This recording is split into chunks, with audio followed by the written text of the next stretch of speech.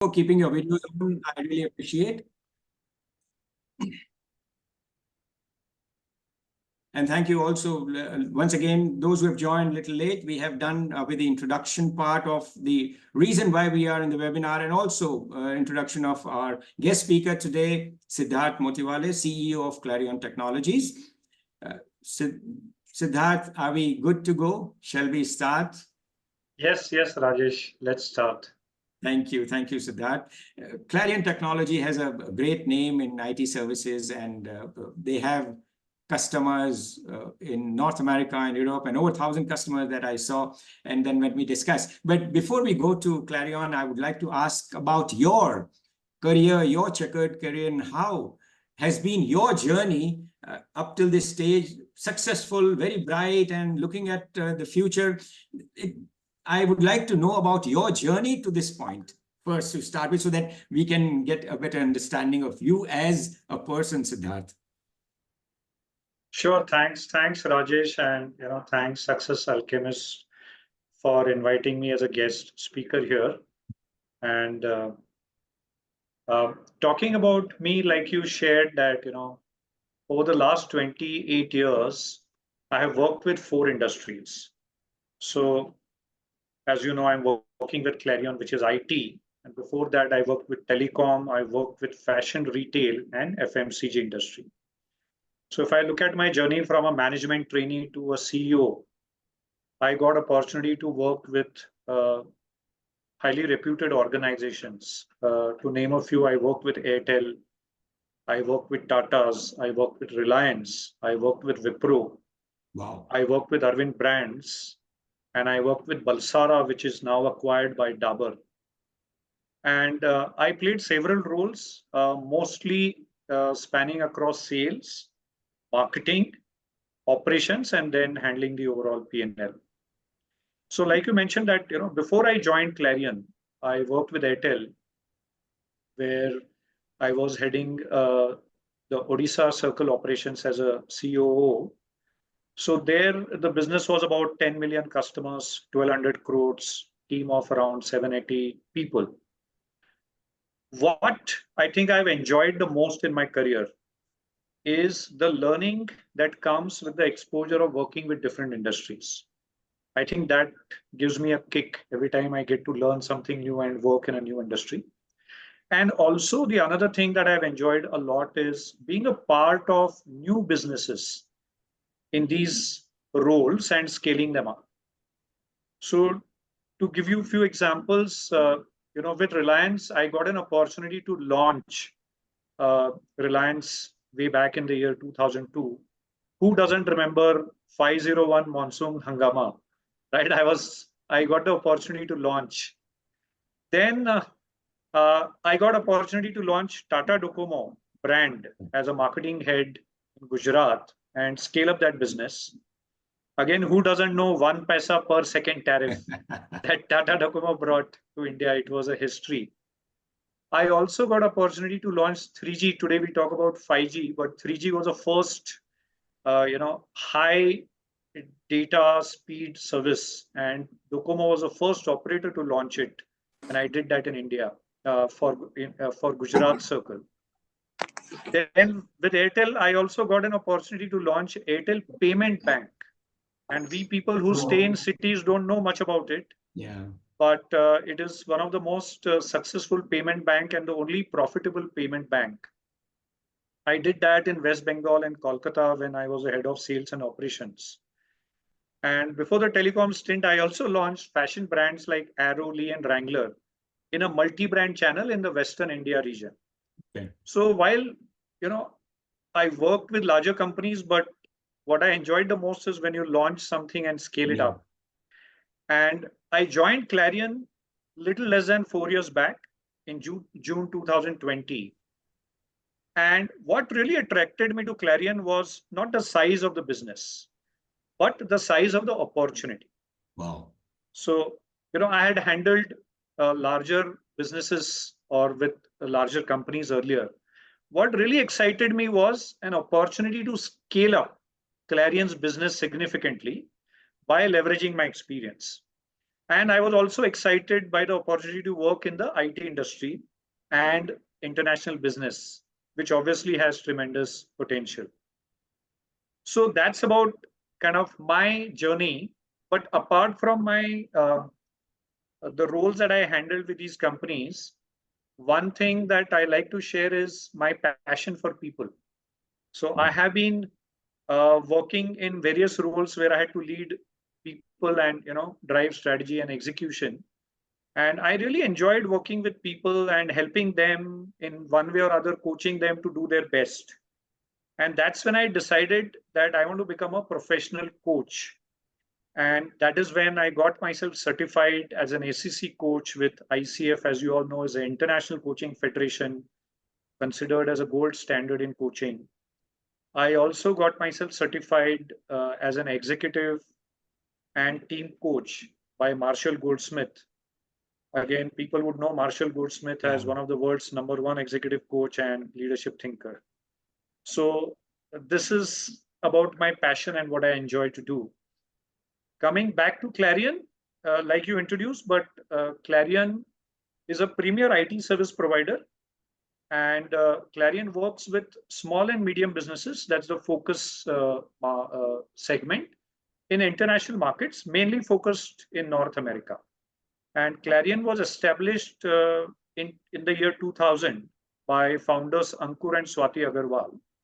And we now have offices in Pune, Ahmedabad, and New York. So our founders are now based in New York. And I think as an IT service provider, we are offering custom software development services for our international customers across a wide range of technologies. But what is unique about Clarion is we offer a unique delivery model to our international customers. And that gives them or enables them to get access to top talent in India without having a need for physical presence in India and without having loss of control that you typically get in a traditional outsourcing model that IT companies in India offer. So I think in a nutshell, this is what my journey has been, and this is what I'm doing today and with Clarion. So happy to answer any more questions, Rajesh. Thank you. I think you've had a very checkered career, and this was such a wonderful transition and such memorable achievements in your career with so many different companies and all of them big brands, and you helped them in your own manner. And that's really wonderful. This is one thing that comes to my mind when I heard your story. IT was never part of your other jobs that you did. So why then the choice of IT? There were much bigger companies around, there were much bigger names, but why IT and why Clarion? That's a great question. So like I told you, that what gives me a kick or what excites me is new learnings, working in new industries.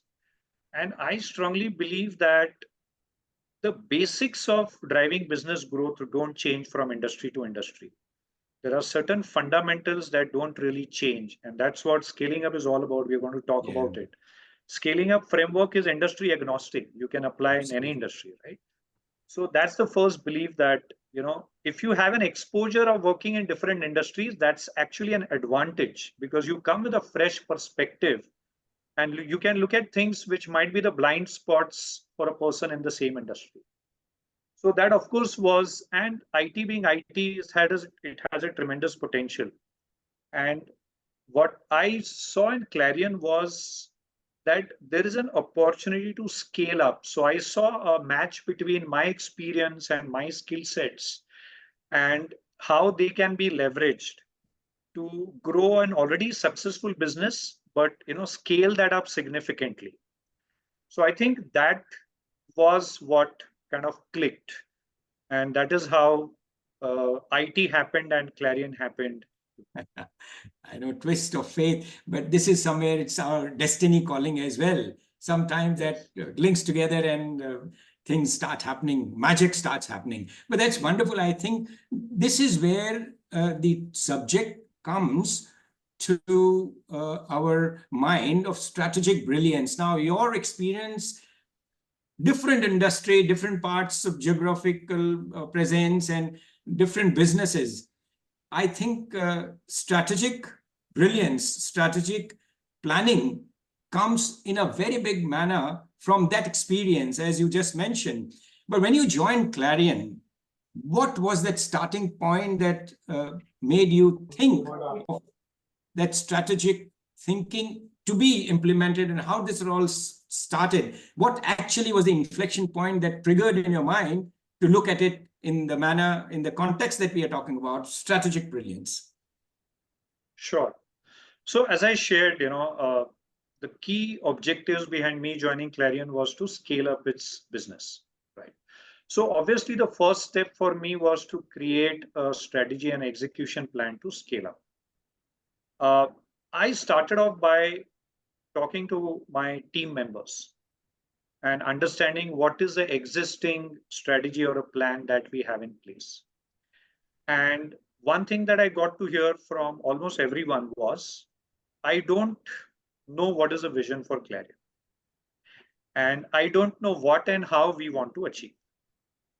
So I think this really was the inflection point where I said that, look, I'm here to scale up the business. And there was one more challenge that was there at that point of time. When I joined, we were during the COVID period, June 2020, right? So here was a person coming from outside for the first time, taking over a responsibility to head the business. Earlier, it was run by the founders, and not getting an opportunity to meet the executive team for close to 6 months. We had to work from home, and the first time I met the team physically was during Diwali Puja that we decided to have at Clarion and meet in person. So this was really the challenge, and I felt a very strong need that we need to have a clear strategy, one team with one goal, right? And I also felt a strong need that you can't have an executive team who feels that we don't have a strategy, we don't know what we want to do. And I want to involve the executive team and in a way co-create the strategy. Obviously, at Clarion, we believe collective wisdom is better than individual wisdom. And I wanted to leverage on their understanding of the business because they were with Clarion even before me.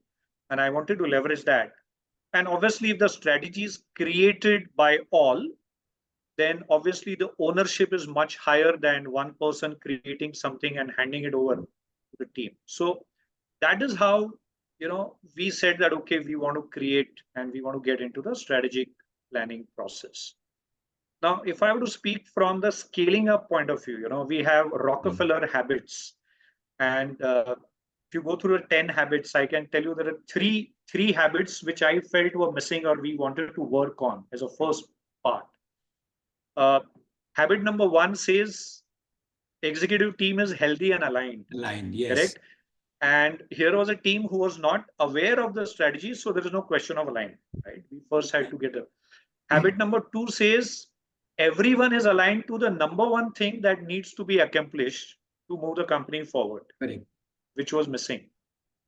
And there's a habit number 8 that says employees can articulate key components of the company's strategy accurately. So if these 3 things are missing, then obviously we're not going to go anywhere. So that is how we said that, okay, let's now, get into this act and let's create a strategic plan. And then obviously we need to execute it. And that's when we decided to use the scaling up framework. And of course, Ajay was there as an advisor, and we decided to take his help as a scaling up coach. And as we got started, obviously we faced hiccups, we faced some challenges, but with Ajay Raskar on our side, we were able to overcome, and he was able to guide us on how to follow the process. And we were clear that, we will try to follow the process. If we can't do 100%, there is nothing to lose. We can only benefit.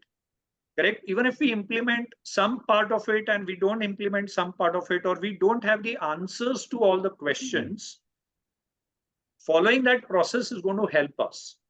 So, if I were to tell you the process that, that was recommended and we tried to follow, the first thing, as I said, that I wanted to involve my team, right, and co-create the strategy. So we created a strategy council. So we said, okay, all the functional heads are part of this team. And of course, we had our advisors, including Ajay and Ashish, who works with us. So we created a strategy council and we said, okay, we will together work on the strategic plan. The second step was we looked at all the kind of data that we had, qualitative data, quantitative data that we had, and we said we'll collect more data, right? We want to know more about what are our employees talking, what are our customers talking, because that is what is going to be the input for the strategic planning, right? So we try to look at what do we have and collect more data, interact with employees, customers, and put all that intelligence information together. That was really the step 2. Then we also use the scaling up tool. So there's a tool called SWT. Now, strengths and weaknesses, everybody knows, but T stands for trends. And when we had that SWT session, I realized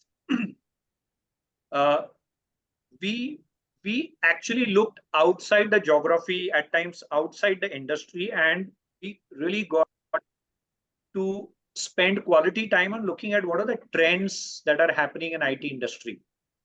And therefore, how do we want to incorporate those trends when we create a strategic plan for the next few years? So we use that tool, we got the data together, used the SWT tool, and then we started having what we call as weekly strategy meetings. Okay. Right. So we said that we will kind of take out some time because we had to create from zero in a way. And we said that the strategy team will meet every week and we will discuss important aspects of the strategy.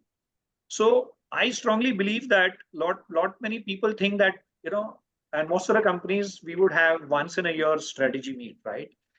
But with this experience, I can vouch that it is great to have a weekly rhythm and then a monthly rhythm and then a quarterly rhythm and then a yearly kind of meet. So we got into this weekly rhythm so that we were able to slowly but steadily, cover and follow the process and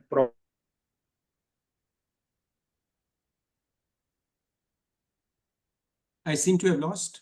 Are you able to hear him? No, Siddharth's voice, I think, would have lost connectivity. Let's hold on. Yeah, please bear with us for a little while. And meanwhile, if by the time Siddharth comes back, can I request you all to please put your videos on so that we can click a picture for sweet memories? Sure. Thank you very much. Thank you. If you all have any questions, just put them on the chat message. We'll ensure that we'll take up the questions at the end. So put it in chat and we'll capture it there. Lovely. I can see so many videos coming on. We'll take a picture now. Thanks. We have lost Siddharth. I am sure he would join back. And in the meanwhile, we welcome everyone else whom we could not when the meeting started. Thank you for joining us, ladies and gentlemen. Anand, I see you. Thanks a lot, dear Ajay. And everyone who took their time off to join this and use this opportunity to work out how you would do your strategic planning in your company, in your sphere of influence, even in your life. Till the time Siddharth comes back, if anybody has a question. Oh, great. Okay. I'm audible, right? Yes, you are. We can hear you. Okay, I'm sorry for the break. Something went wrong. Okay, so I think I was talking about the meetings that we started having. Rhythm. And then we were introduced to this tool called 7-Streeter. And I think that is perhaps the most important tool in strategic planning. And, it is a time-consuming activity, and sometimes you may not have questions to all the answers. But I think 7-Streeter was a great tool. And if I were to tell in brief about it, this really helped us to refine our strategy. So this tool helped us to identify or define who's the customer that we are going to go after. and what is our really the product or service that we are offering to our target audience or target customer, and what are our brand promises, and how do we guarantee our brand promise to a customer. Also, it also kind of helped us think that what is there in our strategy that is going to help us win customers without playing on the pricing game. So what is it is that is going to drive the profitability for our business. It also made us think about what is our advantage over competition. You know, what is that 10x advantage over the competition? And it also made us think that do we really have a really what we call as 𝐵HAG, a big, hairy, audacious goal for 10 to 25 years. Now, to tell you the truth, we've not still 100% completed the 7 strata. There are a couple of elements that we are still finding answers. And I think that is how the strategic planning would be. It is not something that you can complete overnight. But if you work on it consistently, you'll keep getting better and better, and you'll start seeing the results. So I think this was a very important tool. And once we did these things, then we said, now we are ready to at least define some goal for us. And we decided that, okay, while we don't have a 𝐵HAG for 10 to 25 years, we want to define one goal that we want to achieve in 5 years. Okay. So that became one goal for the team. And then we said, okay, if this is the goal that we want to achieve, let's define what are the 3 to 5 year priorities for Clarion, right? So these priorities would really be the enablers to achieve that goal. And from Clarion priorities, we identified the priorities for each of the function. So the functional priorities have to be linked to the organization priorities. And once this was done, we were able to convert 1 year priorities into an annual operating plan. So like a typical annual operating plan that you would create, that each function has a priority. For each priority, you'll have some measures of success or metrics or KPIs as we call it.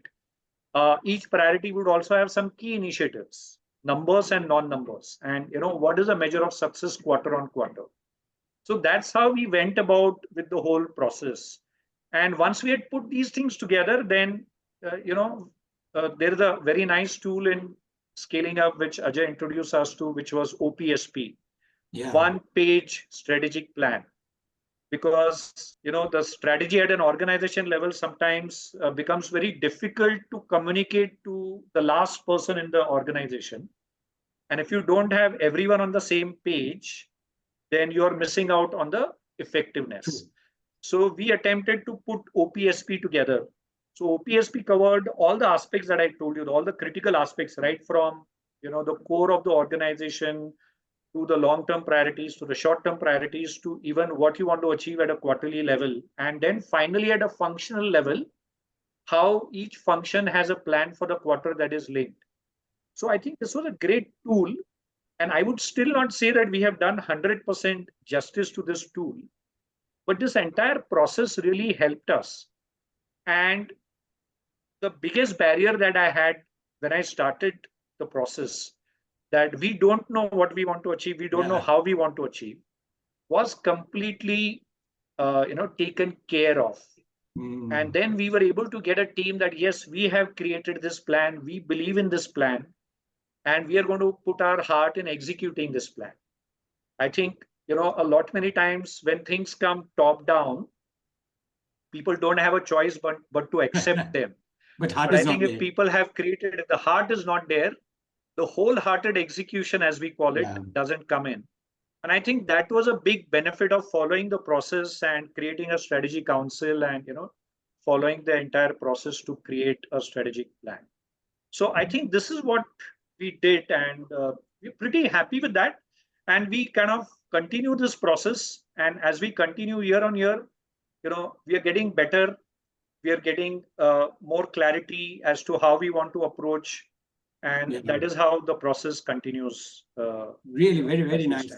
Thank you, Siddharth, for sharing this one team, one goal, and starting with 3 Rockefeller habits, and then the clarity of the thought process that you've had in implementing the scaling up framework shows it all. You are so clear about identifying the right buttons and pressing them on and getting the desired results, even if it is not 100% fully in the initial stages, at least making a growth, making a progress. that works. And absolutely fantastic to see the journey. Connected with the scaling up framework, connected with Success Alchemist, we understand and we see this in every company, where they are stuck in their strategic thinking. Now, it becomes a very big elephant, and it's so big that people are really scared to take a bite at it. But you made it so clear that you can have it one bite at a time. That's wonderful thought process, and I'm sure people attending the audience would be immensely benefited with this wisdom that you shared with them. And you processed the whole scaling up framework, OPSP and SWT and all that you implemented, and you showed that how it worked. Thank you very much for sharing this. Now, this whole journey that you have discussed, how you progressed. Now, we all know we never do that in a linear fashion. We always have hiccups and obstacles and challenges. Tell us about something that while implementing this, you face and how you overcame those difficult situations and challenges that you would have faced in implementing. Sure. So, like any new initiative, you would have challenges. The good part about the scaling up that I felt was that it's a framework, and let me tell you how it helped. And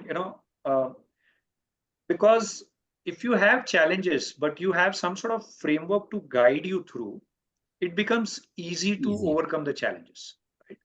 So see, I was very clear that anyways, to scale up the business, you need a great strategy, you need executional excellence, correct? Obviously, you need great people to deliver that. And, there is no business without cash. So these are the 4 important pillars that scaling up anyways, framework has built in it. So scaling was putting these 4 pillars together. So that was very relevant for any business. Right? I also realized that, see, as a company, we could have still gone ahead and figured out what we want to do, right? But in the process, we would have taken more time, or we would have reinvented the wheels, right? The beauty of scaling up, according to me, is one, it is a framework that is tried and tested, right? So there are best practices, and behind every practice, there is a science, correct? Right. Because of which it leads to efficiencies. We also found that there is method behind the madness, correct? The whole scaling up, strategic planning, correct? And following this method or best practices is going to get us better returns. One term I very often use is return on effort. ROI is very common, but I think ROE is also very important. Yeah. And the return on effort by using the framework was going to be there. The another beauty, as I said, is it's the same. Rakesh, can you please mute yourself? Okay. The another thing which I think is great about scaling up, it's a modular framework. So you have the flexibility to pick and choose any component of scaling up as per your business needs. So it really gives you the power to prioritize and implement things piece by piece rather than trying to implement the whole piece. And see, whenever we had struggle, we had Ajay on our side. So, he, with his experience of helping so many companies over the last so many years and implement this framework, correct? His involvement in our business, his connect with our functional heads, trying to understand what is specific to Clarion, that really helped. So framework is one part, but you really need somebody who can help you implement that framework successfully, efficiently. So I think this combination of scaling up framework and with Ajay on our side as a scaling up coach really worked well. And personally for me, as I told you that after I went through the scaling up framework, I think it has helped me to become a better leader and manager. And how it has helped is, it has given me a deeper and better understanding at a conceptual level.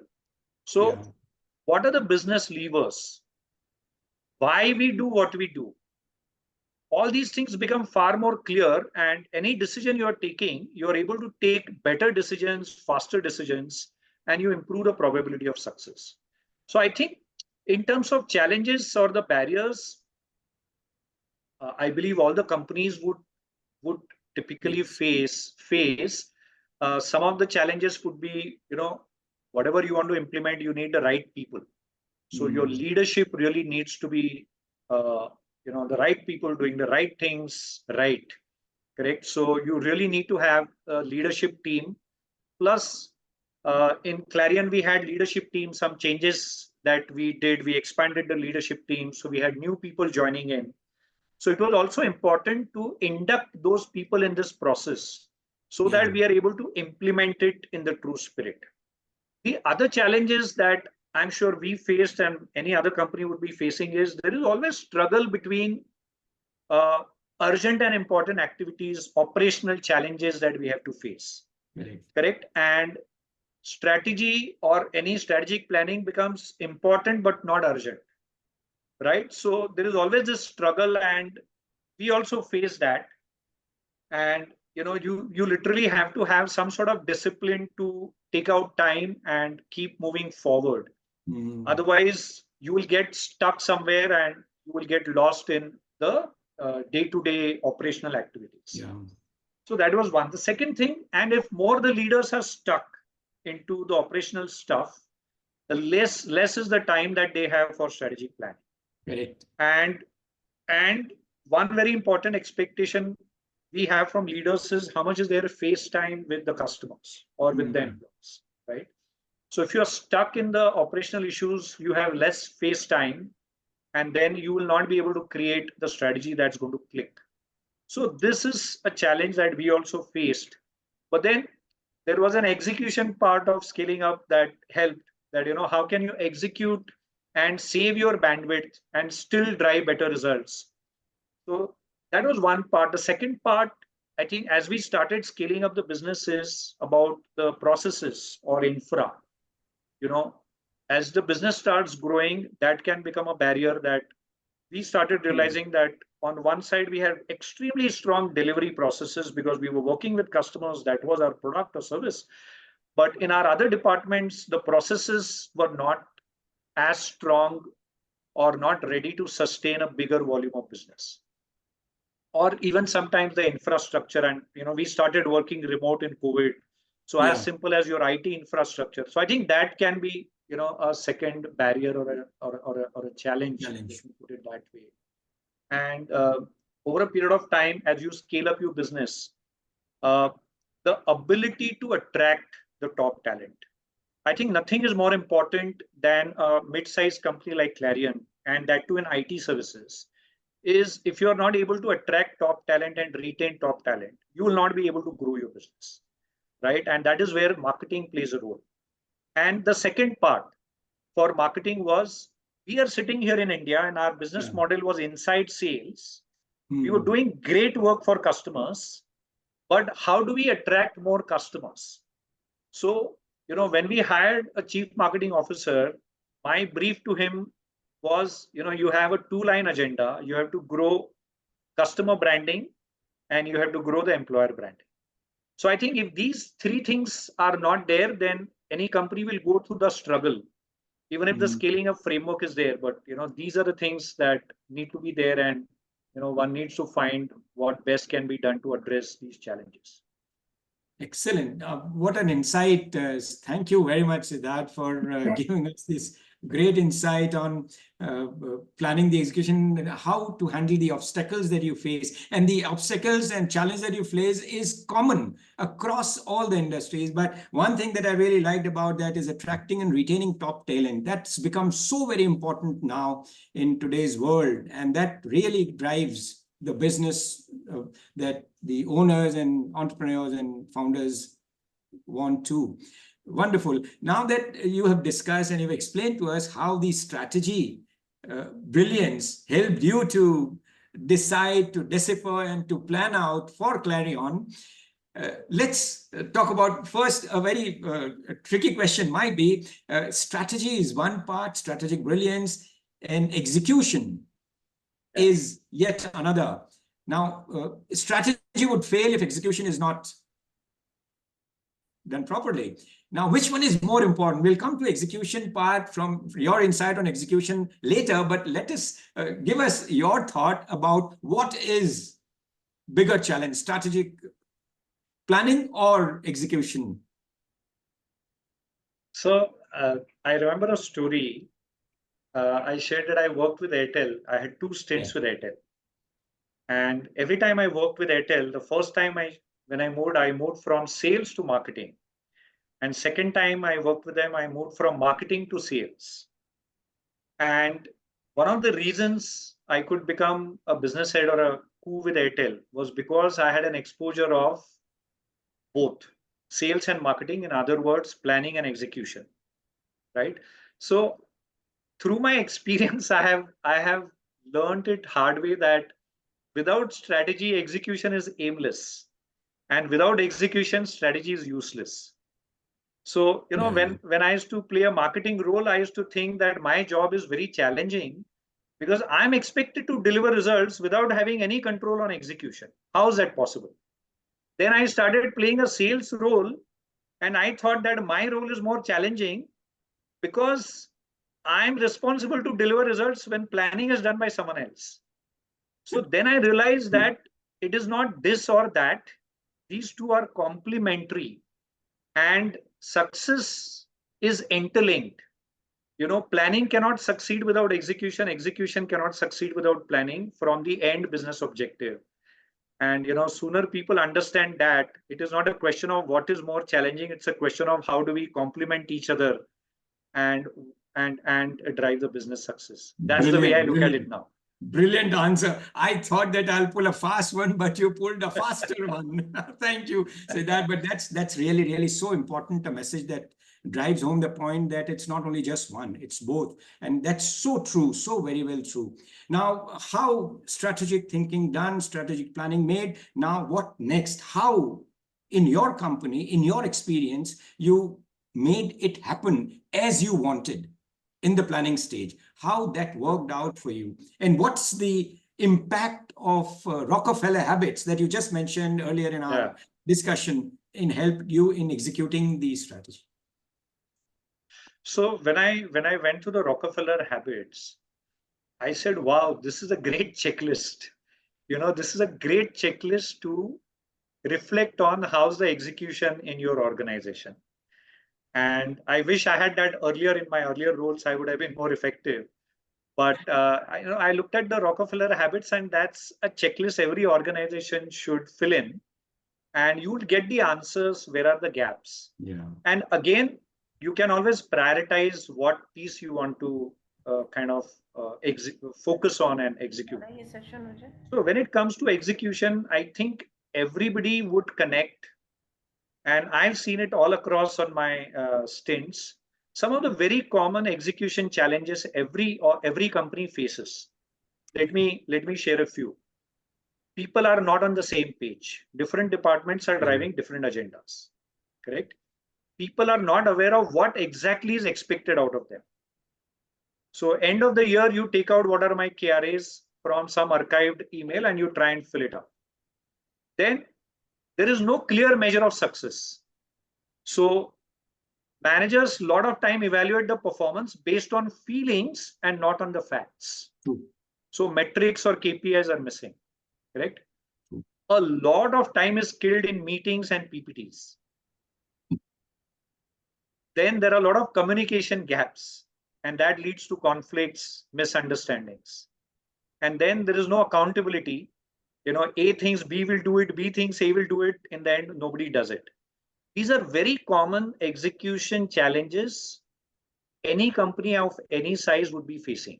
And as you scale up, these can become potentially bigger challenges if you don't have a proper way of driving executional excellence.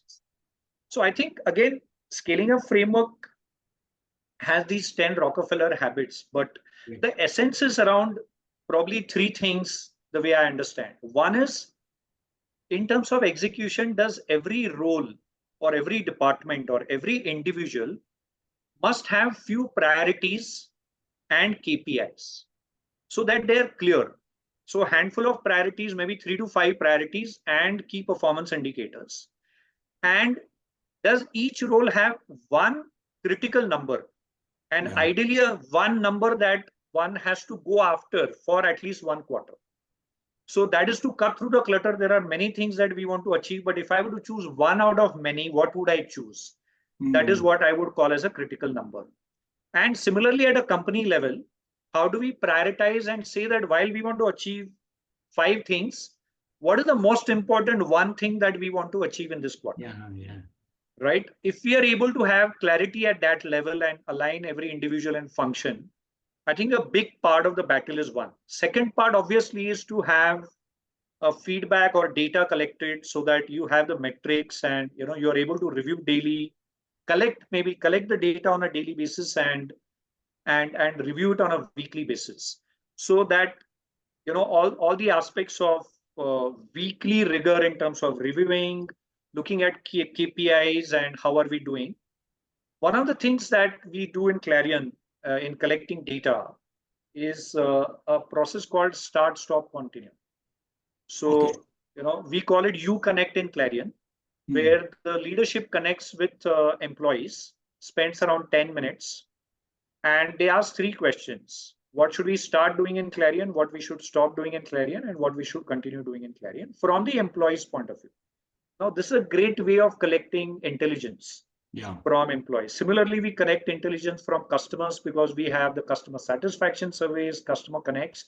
So I think second piece to execution is the data orientation. How do we collect data? How do we track the KPIs? And the third very important part is to have the rhythm in the meetings. So how do you have the daily, weekly, monthly, quarterly, and yearly rhythm of meetings? And how are these meetings conducted so they become the most productive meetings is the critical part in driving the execution excellence. I think if these 3 things, and there's a framework which helps you to kind of detail it out and implement it step by step. But if we have the priorities in place, we have the data metrics and the meeting rhythm in place, I think it would definitely help driving. We have seen it in Clarion. I just like to give an example. It sounds very commonsensical, but it makes a big difference. Is a daily huddle that we follow scaling up. It is just a 15-minute huddle.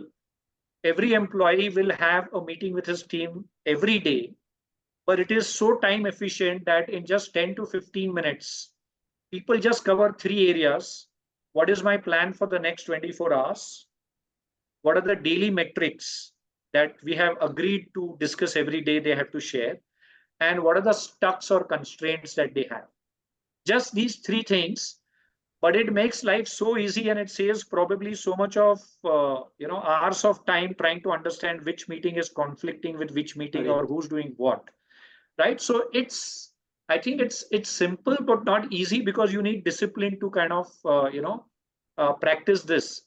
But I think these are the things that really have helped us in Clarion. And some of the things that Scaling Up recommends, and I personally feel that at Clarion we've done a pretty good job in implementing these things. I would like to share a couple of such things. So we spoke about that company must have a priority for a quarter.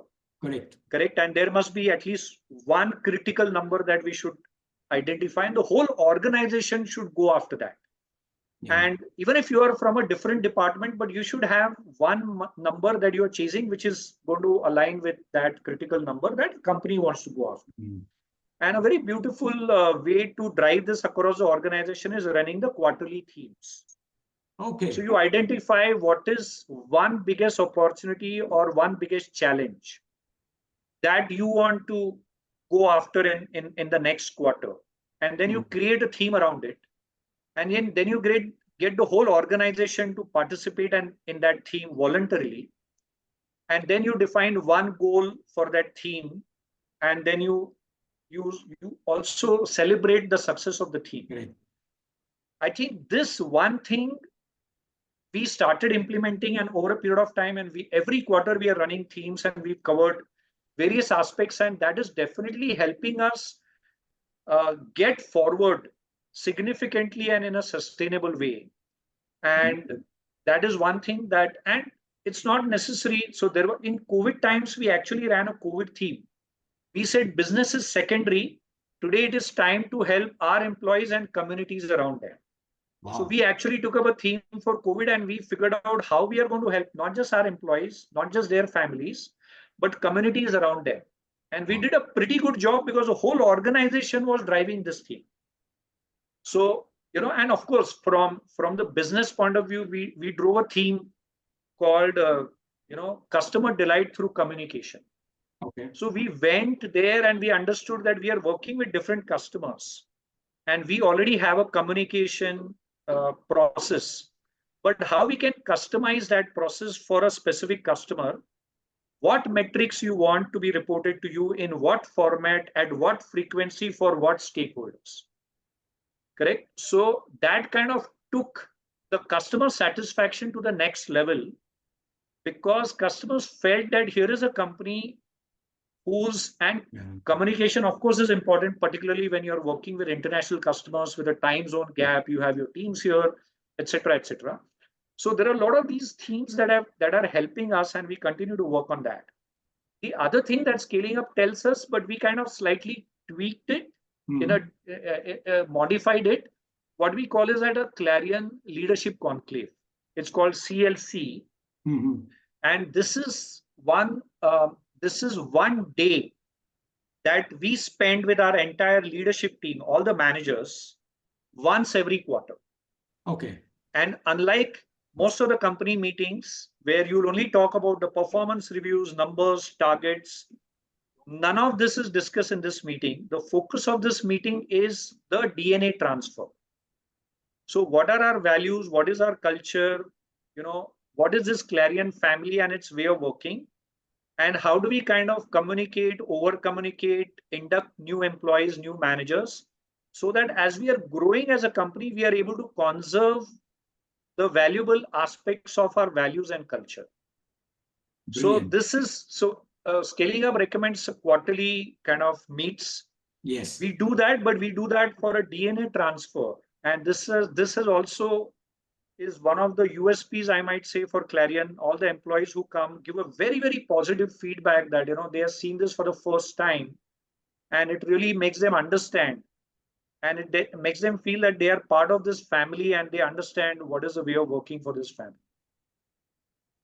Brilliant. I think you have tried and implemented everything that Scaling Up book has on offer, and you've done that so successfully. You're so clear about the concept and about how you have implemented it. So it is on the back of your mind, and I can see this really in a manner that any other company would be proud of in implementing the Scaling Up framework.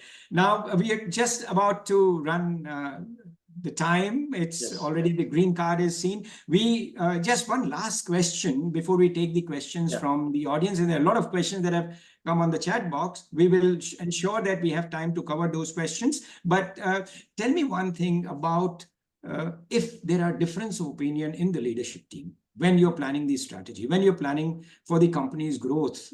The leadership might think of something else, the other employees might. This is a very big challenge, that when you have A players and top players coming, and everybody has their own point of view, and everybody has a solid reason why they have this. It's not just for the ego, but how is that managed in your strategic planning? Okay, so I'll tell you 2 or 3 principles that I keep talking about. Okay. And some of these I learned in my avatar as an executive and team coach, which I learned from Marshall. So the first thing is collective wisdom is better than individual wisdom, right? So it definitely makes sense involving your executive team, and you will definitely create a better strategy. And, you know, this team is actually closer to the action than, let's say, CEO, right? So they are putting on the headlights and they are showing you the path ahead. Yeah. Right. So that definitely is there. And when you do it in the true spirit, people really feel that their suggestions, opinions are valued. Correct. And they are getting an opportunity to contribute. But obviously, one side effect of this is you'll have disagreements. Correct. But we say that disagreements are healthy because they indicate that people feel free to express their opinions. If you don't have a disagreement, you have a challenge, right? But they are healthy as long as they don't become personal or they don't become an ego issue. Correct. So there is one principle which I learned from Marshall, and he says he learned from Peter Drucker. And that says that whenever you are in conflict, correct, you should remind yourself that my job is to make a positive difference to the situation and not to prove that I am right and you are wrong, or I am smart and you are not. So, if people remind themselves that, why are we having a disagreement? We are having a disagreement for the business, for some common goal that we want to achieve. I might disagree with you, but I'm trying to make a positive difference. And my objective is not to prove that I am right, you're wrong, because that's when it becomes dirty or personal, or I am smart, you're not. So again, simple, but not easy. But that is the second thing that, we try to implement. And finally, see, all said and done, strategic planning is not a consensus building process. So it's not that you get everybody to have a consensus and then you take a decision, correct? When it comes to a situation where people agree to disagree, that's fine. But the person who's empowered to take a decision has to take a decision. That's how an organization works, right? Even as a CEO, I have to step in to take a decision, and I should not shy away from taking a decision in the best interest of the business. And the same thing I share with my leadership team, that suppose you are having a decision-making process with your team and you have a disagreement, you are empowered to take a decision, correct? Because the work cannot stop and you have to take the best decision, respecting everybody's difference of opinion. The person who's empowered to take a decision has to take a decision. And I tell the influencers, the team members, that you have to look at the decision maker as a sales process. Sell what you can sell. If you can't sell, make peace with it. Correct. Right? That's how life is, or that's how the organization works.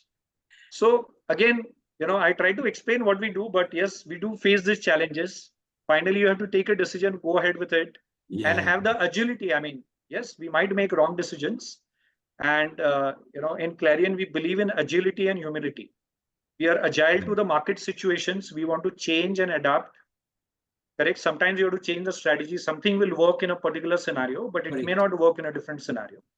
And you should have the humility to say that, okay, we made a mistake. Correct. Fail fast. We made a mistake, but we want to correct it now, rather than making it an ego issue. So I think if that is the culture and the spirit, then things should be okay. And brilliant, brilliant, Siddharth. Thank you so much for those wonderful tidbits and information on the topic that we chose today. And I think we could not have had a better person than you to talk about it. Thank you so much. It has been just wonderful.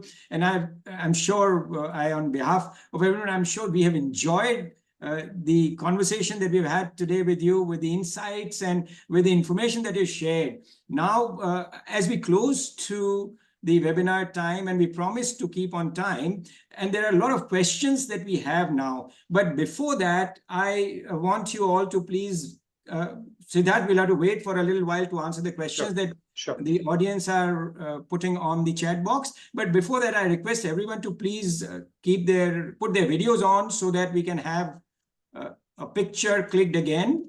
No, Rajesh, why don't you share the link to the feedback form? Yeah. And as the picture is being taken, I would share a QR code with you. And before we go into the question and answer session, I request the attendees to please click on this.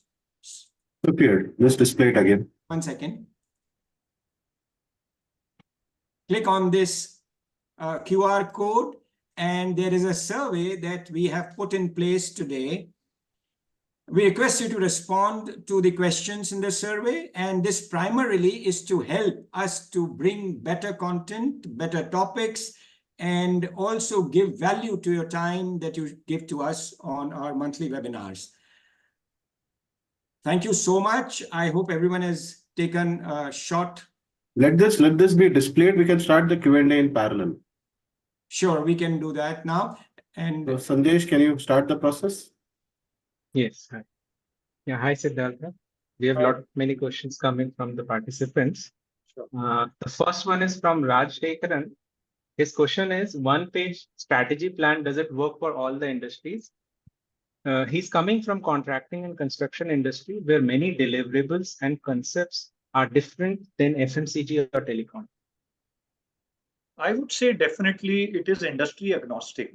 Like I said in the beginning, so one-page strategic plan is nothing but a tool where you are able to put the strategic planning of your organization, your company, your industry, trying to put it together actually it's a two-page format. And that helps you to communicate your strategy to all the employees. So it's a tool to align everybody. It's a tool to make people accountable for what they have to deliver. And it's a tool which will ensure focus on the right things. So it has nothing to do with the industry. So my answer would be, it will definitely work for your company or your industry. I hope that Siddharth has been able to answer that question. The next one is from Vishwas, who is the CEO of Visible. He is asking, what year-on-year growth has Clarion experienced since scaling up initiative got rolling in terms of number of people, number of customers, revenue, profitability? So like I shared that, when I moved in, we created a 5-year vision. And we said that we want to scale up our top line and bottom line by an X factor. So, when we completed 3 years, the 4th year is still going on, we were able to move our top line by close to 2x, little less than 2x. I had put it at 1.7x, and bottom line by 2.7x, close to 3x. So that is what the moment we have seen in terms of the top line and bottom. Okay. Couple of other questions. Let me put that out. There's a question from Dr. Nitin Zadpe. He says, have you framed a one-phrase strategy? Right? And if yes, then do you want to share it? It's supposed to be confidential, so I leave it to you. We have not been able to frame the one-phrase strategy. Like I shared, that some aspects we are still working on.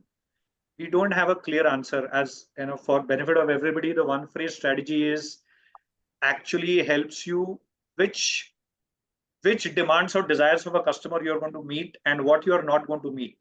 You can't satisfy every customer, every need, correct? And this is something where this one-phrase strategy actually helps you to drive the profitability and get out of a game where you have to play the pricing game to win the customers. So, while we have a unique delivery model that helps us to differentiate from other companies and, drive a healthy bottom line. But my answer would be, that is still work in progress. We have not been able to clearly define the one-phase strategy for Clarion. Sandesh, there's a question from HP. Do you want to take that question? Yeah. Yes. So the one priority or critical number, which Siddhartha, you were talking about, can this be the key focus of a specific quarter? So is it more linked to the quarter? This is the question. Yeah, that's right. So let's say you have a plan for the year, correct? Now you're breaking it up into a quarterly plan, right? So for a quarter, you may identify one number. If you focus on that number, it is going to help you move forward significantly. So there is a power of one. So for example, nobody is saying that you don't want to drive employee engagement when you're trying to get more customers, right? Each of the functions have their KPIs and their priorities which they are driving. But if as an organization you identify that, look, the single most biggest opportunity or a challenge, let's say for our organization as of now, let's say sales. And then if you say that, okay, therefore my critical number for this quarter is going to be sales, and you drive the whole organization after that, then what's going to happen is not just the sales team, but let's say a marketing team is also going to look at that critical number and see how they are going to contribute. So they'll say, okay, we will generate a bigger pipeline for sales. Correct. A delivery team is going to say that we will get you more satisfied customers and we'll get customer referrals for you. Right. A finance team might say that, okay, we will help you sign up partners faster so that you can get more sales. So every person starts thinking from sales as a critical number point of view. So it does not mean that people are not driving their other KPIs, but there is definitely an advantage of focusing on one thing in a quarter, which will help you to get a significant progress in that critical number, and which is going to ultimately help you achieve your yearly objectives. So that is really the philosophy. I hope that answers the question. So it's not, I hope that answers the question. Yes. Next one is from Anand. Anand is asking, in the context of transforming a very successful 100-plus-year-old business, how does 7 strata of strategy can be effectively implemented when you have limited existing capabilities as well as time? Okay. So the very fact that the business is there for 100 years, something is done right. But, sometimes what happens is, if you don't have a great strategy or execution, but you have people who are really putting a lot of hard work, correct, you will still be able to deliver. But in the process, you're burning out your people, or maybe you're burning out your cash. So an organization continuing for 100 years successfully is one way of looking at it. The other way of looking at it is, can we make this organization even more successful? And I think if you use 7 strata, it is only going to give you a better clarity on your strategic planning. Correct? It will make all your plans that much more effective. So in my opinion, whether it's a 100-year-old organization or a 2-year-old organization, strategic planning is going to get you better return on effort and better return on investment. And here I see a great opportunity. You are already doing something right. And if you build on top of that by using this framework, it is only going to accelerate your success, whether it is in terms of top line, bottom line, people part, process part. It is definitely going to help you.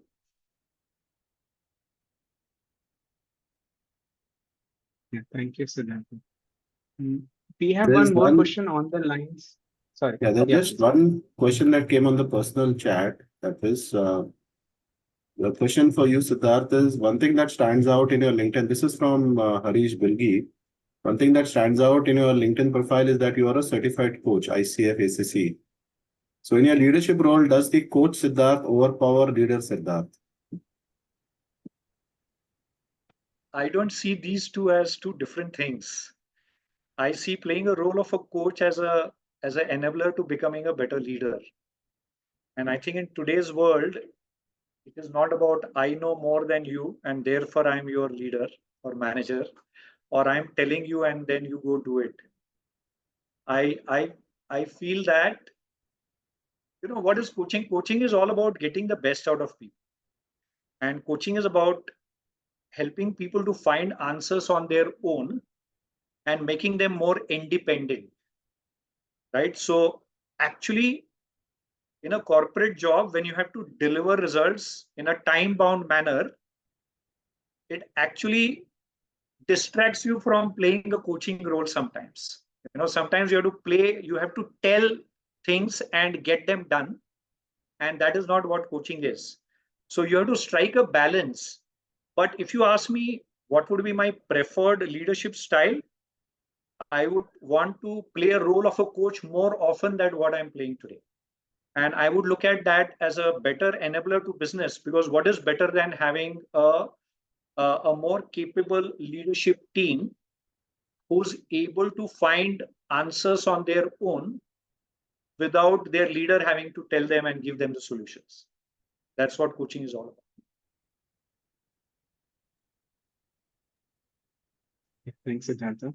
There has been one more question on the lines of whether this framework is industry agnostic. So I think you have already answered that. So maybe I'll skip that one. One last question, which slightly maybe beyond the topic, but I will still ask this. If you have some insights, maybe you can help. So in the financial year, so next financial year we are talking about, which industry do you see will have maximum growth and scaling up in terms of their profits? So maybe if you can. I will pass that question because I don't know the context, which industry in India, which industry who's implemented scaling up. I think that's a generic question, not Generic necessarily question. scaling up. Which industries are supposed to grow and all? That's the question that's posed. It's for the You'll have to look at financial research. market expo. Yeah. Brilliant, Siddharth. That's Okay, I'll good. just hold on because even though that question was covered slightly earlier, I see that question from HP. HP, can you clarify your full name, please? HP, we don't understand what is HP. Because we see a Dell out here, we see an HP. Looks like, Hewlett Packard and Dell. Both of them are swooped down to join our webinar today. Yes, hello everybody, sir. Very much good evening. This is basically the laptop HP it is showing. I know. Myself is Pushpadhanu Saha. I am from 𝐒𝐿 groups of hotels. Okay, wonderful, wonderful, great. So I'll give a quick answer to your question, Mr. Saha. When we've been implementing scaling up, we've implemented scaling up in IT companies. We've implemented scaling up in manufacturing companies. We've implemented scaling up in universities, including an IB school. We've implemented scaling up in a chain of retail bookstores. The Crossword bookstores that you see across India, they've implemented scaling up. We implemented scaling up in a chain of tattoo studios, which is pretty close to the hospitality industry in its own way, right? So the fundamental, and this is not just in India, right? When you look at scaling up has been implemented across 80,000 organizations in the world. And you have all categories, including restaurants, including hotels that have leveraged the scaling up framework. The framework is just basic outline tools. It's a methodology to make you think and ask yourself questions in a certain way. It is not prescriptive. It is not telling you you should do this in this industry. It is telling you as a business, as an organization, these are the things that you should be thinking about and planning for. And then within that, the domain expertise comes from the people within the business. So scaling up doesn't come and tell you how you should run your hotel, right? Or scaling up doesn't come and tell you how it is you're supposed to run your restaurant. Scaling up gives you a perspective that if you have to run a business, whether it's a hotel, it's a restaurant, it's a chain of beauty parlors, it's a chain of accounting businesses, it's a chain of IT company, doesn't matter. There are certain fundamentals. Are you focusing on the fundamentals? Are you building the right fundamentals? Are you building the right culture? Are you ensuring that the right things are being implemented as far as execution is concerned? And that is exactly how scaling up really works. And that's the reason why it's been around for more than 30 years now. And like I've said, more than 80,000 organizations using it. And very soon, your own hotel chain group intends to leverage and use it right now. So you'll see the experience and understand this very, very soon when we start implementing that within your organization too. I hope that answers your question, Mr. Saha. You're mute. Yes, sir. Thank you. Yeah, Thank you wonderful. so much, sir. Thank you. Okay, there are a couple of direct questions again. There's one direct question. I know we are slightly short of time, but last one. It's very important that everyone in our team must live their core values in his or her day-to-day work. What your core team does to ensure this? Siddharth, this is a question for you. Okay. So I think any decision that we take is guided by our core values, what we should do, what we should not do, right? And some of the things that I shared that, there are some specific programs, activities that we do to ensure that the core values are alive in everybody's mind. And like I shared the Clarion Leadership Conclave, one day in a quarter, only spent on DNA transfer, talking about our core values and the way of working. So there are ways that this can be done. What is important, it should not be a frame somewhere in the corner of the wall and people forget it. You have to think of ways and means where you are reiterating what are the core values. As a leadership team, it's very important to over communicate and appreciate people who are demonstrating core values so that people really live those values in their day-to-day life. One example I can give is, let's say one of our core values is, customer first. So there might be a temptation to sell a particular technology to a customer because you have an expertise. But we tell our people that, look, you will only identify the technology that is good for the customer's project. And if we don't have the expertise, we are going to say no to the customer. And that means a loss of business in the short term, but a far higher credibility. And because our value is customer first, we are going to live by that value. So if we get business in technologies where we don't have the expertise, we don't take that business. Or if people are tempted to recommend a wrong technology or not so the right fitment, correct? We encourage them that you do what is right for customer. Don't look at the business, short-term business. Rajesh, you can unmute yourself and let's. Thank you, Siddharth, Motiwale in particular. Thank you for the time that you gave to us. And this webinar has been very, very, very, I think this is one of the best that we've had so far. Thank you for sharing your knowledge, your wisdom, and the importance that Scaling Up Framework has done for you and your company. Thank you so much. And thank you, ladies and gentlemen, for... My pleasure, Rajesh. Thank you very much. Thank you. We would love to have you again sometime later on some other aspect of